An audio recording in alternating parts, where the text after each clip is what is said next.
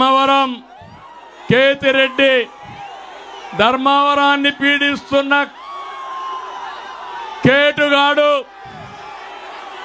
అవునా కాదా? ధర్మవరాన్ని పీడిస్తున్న కేటుగాడు ఈ కేతిరెడ్డి. గుడ్ మార్నింగ్ అంటే జ్ఞాపకం వచ్చేది ఎవరు?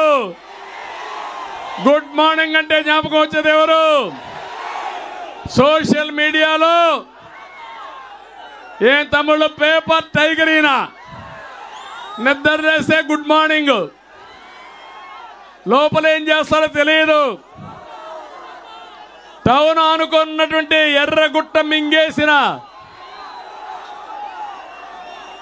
వ్యక్తి ఉదయం నిద్ర లేస్తే ఆ ఫామ్ హౌస్ లో ఏం జరుగుతుంది తెలుసా తమ్ముళ్ళు? గుర్రపు స్వారీ.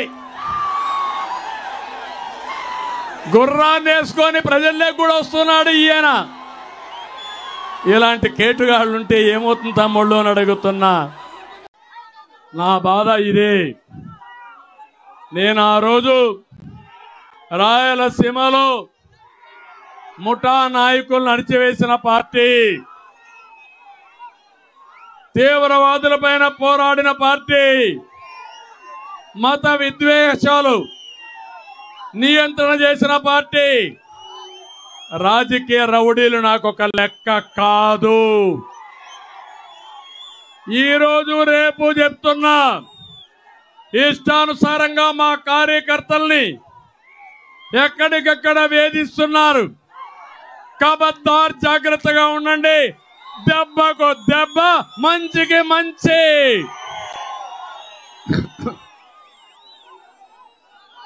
తమాషా అనుకోవద్దండి. అనంతపురం జిల్లాలో రక్తాన్ని పారించారు ఆ రోజు. నేను వచ్చి నీళ్లు బారించాను.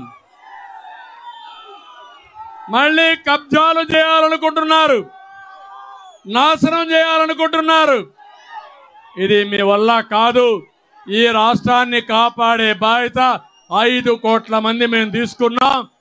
దానికి నిమిత్త మాత్రుడుగా, మీ నాయకుడుగా, మీ సేవకుడుగా నేను ముందుకెళ్తా. నేను పవన్ కళ్యాణ్ ఇద్దరం కూడా ముందుకెళ్తాం. ఎలాంటి త్యాగాలకైనా మేము సిద్ధం. మీరు సిద్ధమా? మీరు సిద్ధమా? తమ్ముళ్ళు, ఇష్టానుసారంగా చేసి 3 ముక్కలాట ఆడాడు. 3 రాజధానుల పేరుతో నాశనం చేశాడు. రాష్ట్రాన్ని మొత్తం ఇది చేశాడు. అందుకే సూపర్ 6 తీసుకొచ్చాం.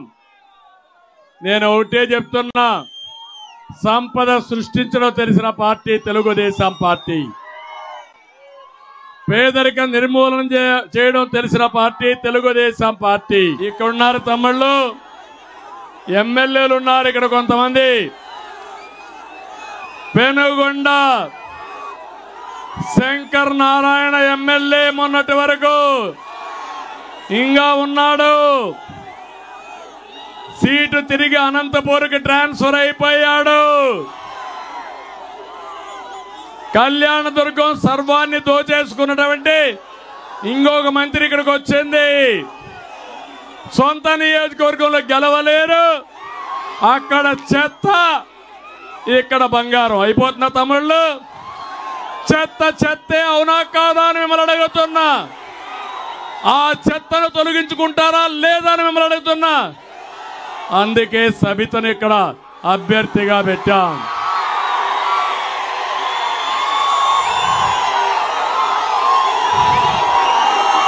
ఇక్కడ ఎమ్మెల్యే నిన్నవరకు చూస్తే నియోజకవర్గాన్ని తమ్ముళ్లకు అప్పచెప్పి 100 ఎకరాలు దోచేశాడు. పెన్నా నది నుంచి బెంగళూరుకి ఇసుక అక్రమ రవాణా చేసే పరిస్థితికి వచ్చాడు. అలాంటి ఎమ్మెల్యే పోయాడు. కానీ ఇంకొక ఆవిడ వచ్చేది పాపం, ఆయన కంటే భయంకరమైన వ్యక్తి. నేను అడుగుతున్నా, ఇక్కడ జగన్మోహన్ రెడ్డిని మొన్ననే ఆంధ్రజ్యోతి విలేకరి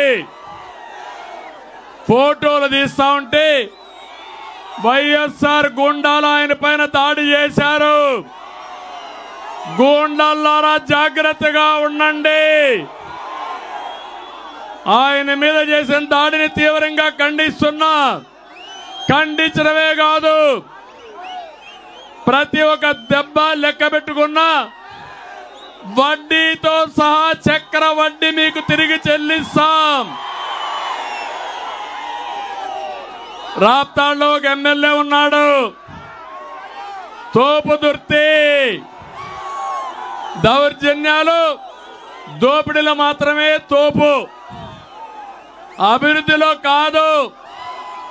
లేఅవుట్ వేయాలంటే కప్పం కట్టాలి, పన్నులు కావాలంటే కమిషన్ ఇవ్వాలి.